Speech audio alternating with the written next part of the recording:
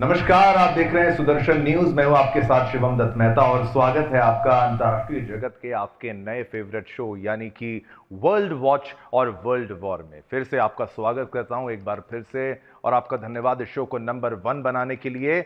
मैं हूं आपके साथ शिवम दत्त मेहता और आज के इस खास प्रोग्राम में बात करेंगे पीएम मोदी के विदेश दौरे की। कैसे हर जगह मोदी मोदी के नारे लग रहे हैं। इसके बाद हम बात करेंगे भारतीय कोस्ट गार्ड का बीच समुद्र पराक्रम कैसे देखने को मिला है, कैसे बीच समंदर भारत ने पाकिस्तान के छक्के छुड़ाए हैं। और आखिर में हम बात करेंगे इजराइल ने एक बार फिर फिलिस्तीनियों पर कहर ढा दिया है। गाजा के बेतलाहिया में हुए इस हमले ने लोगों में डर का माहौल बना रखा है। तो चलिए शुरुआत करते हैं अपने इस बुलेटिन की। खबरें ढेर सारी आपके लिए अंतर्राष्ट्रीय जगत की। कैसे मिसाइलें चल रही हैं, कहां गोलियां चल रही हैं, कहां क्या कुछ हो रहा है। क्योंकि आप ये मत सोचिए कि अंतर्राष्ट्रीय जगत में कुछ घटित होता है तो उसका असर आपके जीवन पर नहीं पड़ता है। आप पूछिए उस पाकिस्तान से जहां पर आटे का जो दाम बढ़ गया, आटा खत्म हो गया जब रूस यूक्रेन का युद्ध हुआ। लेकिन चलिए ब्रेकिंग न्यूज से शुरुआत करते हैं खबरों की।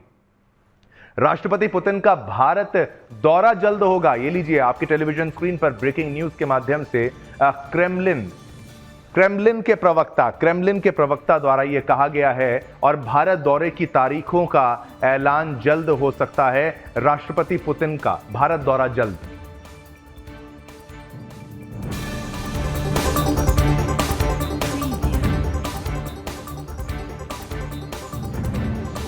क्रेमलिन के प्रवक्ता दिमित्री का यह बयान आया है जिसमें बताया भारत दौरे की तारीखों का ऐलान जो है वो जल्द हो जाएगा। तो बड़ी खबर ये आपको बता देते हैं।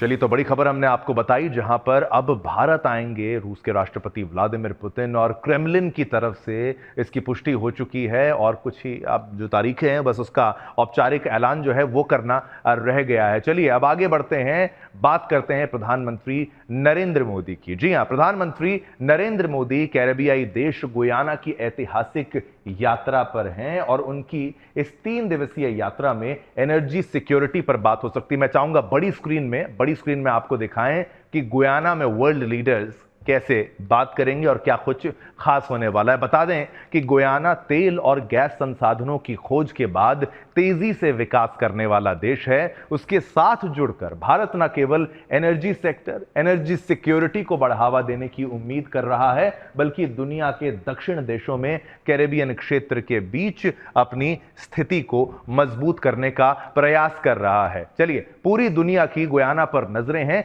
जिसकी वजह कच्चे तेल के अकूत भंडार हैं। ऐसी खबर पहले आ चुकी है कि गुयाना आने वाले समय में संसार के 10 सबसे बड़े तेल उत्पादक देशों में शामिल हो सकता है। तो पीएम मोदी कहीं जाते हैं ना तो आप ये मत सोचिए कि केवल ये विदेश दौरा है पहले की तरह जैसे होता था। इस विदेश दौरे में भी आर्थिक दृष्टिकोण का पूरा ख्याल रखा जाता है और पीएम मोदी की गुयाना यात्रा से दोनों देशों के बीच संबंध और मजबूत होंगे। और पिछले साल राष्ट्रपति अली प्रवासी भारतीय दिवस में मुख्य अतिथि थे। उन्हें प्रवासी भारतीय सम्मान से सम्मानित भी किया गया था जो भारतीय मूल के लोगों के लिए सर्वोच्च सम्मान है। मोदी की गुयाना यात्रा 1968 में पूर्व प्रधानमंत्री इंदिरा गांधी की यात्रा के बाद किसी भारतीय प्रधानमंत्री की पहली यात्रा है।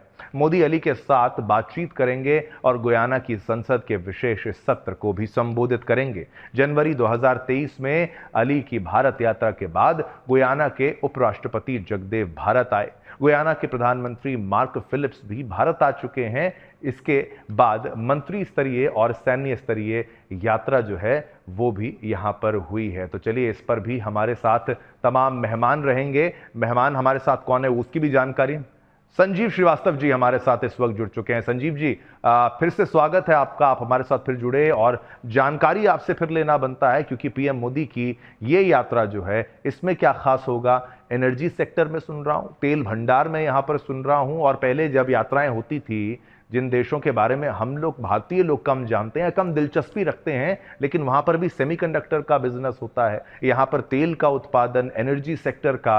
ये विदेश यात्राएं कितनी स्ट्रेटेजिक होती हैं, किस दृष्टिकोण से की जाती हैं और आने वाले समय में आम जनमानस को इसका क्या लाभ मिलेगा वो आप बताइए। देखिए शिवम जी, भारत के प्रधानमंत्री श्री नरेंद्र मोदी की ये जो गयाना की यात्रा है, ऐतिहासिक है। वो किसी भी भारतीय प्रधानमंत्री की पिछले 56 वर्षों में ये पहली यात्रा है।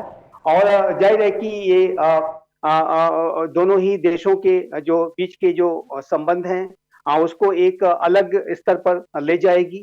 इस यात्रा के दौरान agriculture, pharmaceutical, oil gas, renewable energy जैसे महत्वपूर्ण विषयों पर बातचीत होगी। इंफॉर्मेशन और कम्युनिकेशन टेक्नोलॉजी के क्षेत्र में भी दोनों देश अपने सहयोग को आगे बढ़ाने के लिए जाहिर है कि प्रस्ताव लाएंगे और इसके बारे में भी कार्य करेंगे। गुयाना की जो अर्थव्यवस्था है वो वर्तमान समय में अगर देखें तो बड़ी तेज गति से बढ़ती हुई अर्थव्यवस्था है। विश्व की सबसे तेज गति से बढ़ती हुई जो अर्थव्यवस्थाओं में ये एक है। तो ऐसे में भारत के लिए भी उस अर्थव्यवस्था में और अपने निवेश की अपार संभावनाएं हैं। और जाहिर है कि अगर भारत की बात करें तो भारत विश्व की सबसे तेज गति से बढ़ती हुई मेजर इकोनॉमी है।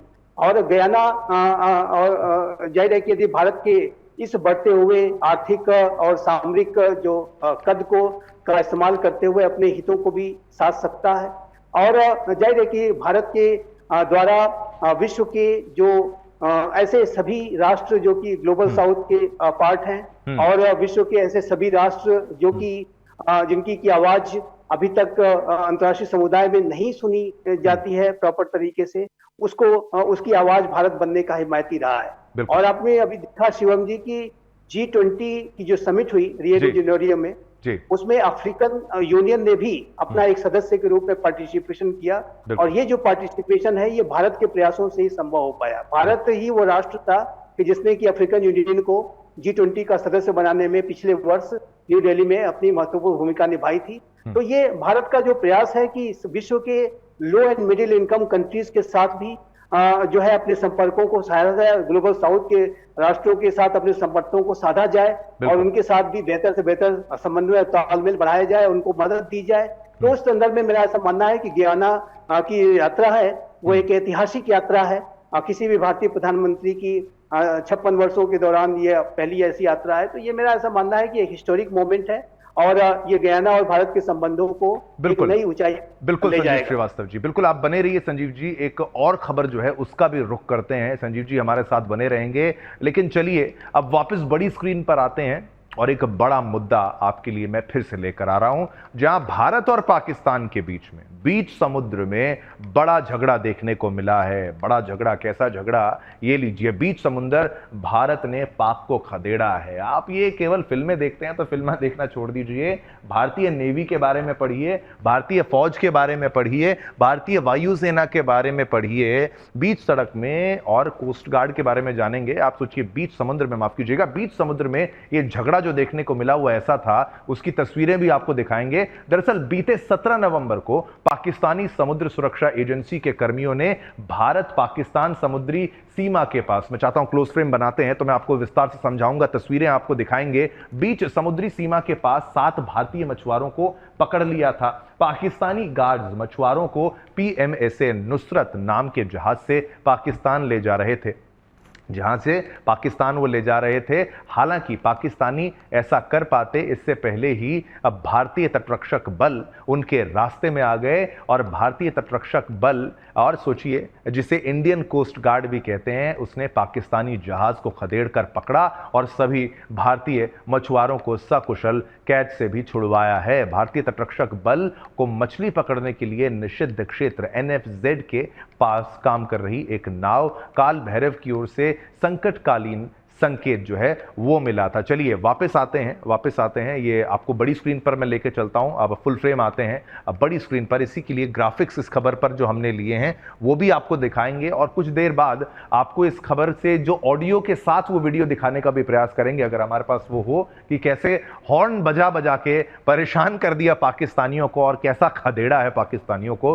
लेकिन ग्राफिक्स से समझिए, ये तस्वीर भी देखिए। PMSA Pakistan maritime security agency, ये जो जहाज आप यहां पर देख रहे हैं ग्राफिक्स में, ये वो जहाज है जिसको खदेड़ा है भारतीयों ने, यानी आपने, हमारे वीर जवानों ने, वो भी समुद्र में। कोस्ट गार्ड ने। चलिए, पाकिस्तानी जहाज के को भारत से खदेड़ा है, पाकिस्तानी समुद्री सीमा के पास से 7 भारतीय मछुआरों को बचाया गया है। उसको इस कैमरे पर आ जाता हूं, कैसे बचाया गया है और विस्तार से आपको बताते हैं। भारतीय तटरक्षक बल ने मछुआरों को सुरक्षित निकाल लिया, ये किया है भारतीय जो है तटरक्षक बल ने। 2 घंटे तक पीछा करने के बाद भारतीय मछुआरों को छुड़ाया है। 2 घंटे तक ये चेज चला, जैसे पीछा किया जाता है ना, सोचिए पानी में पीछा करना कितना खतरनाक होगा। डरा कर भगाया।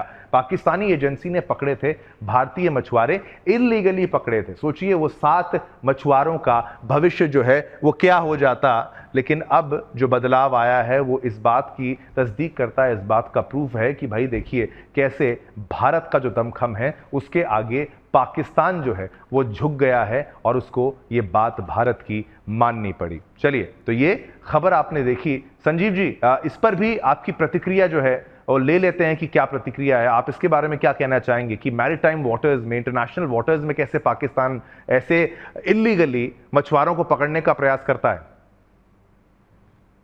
पाकिस्तान का जो रुख है बेहद गैर जिम्मेदाराना है, भारत विरोधी है।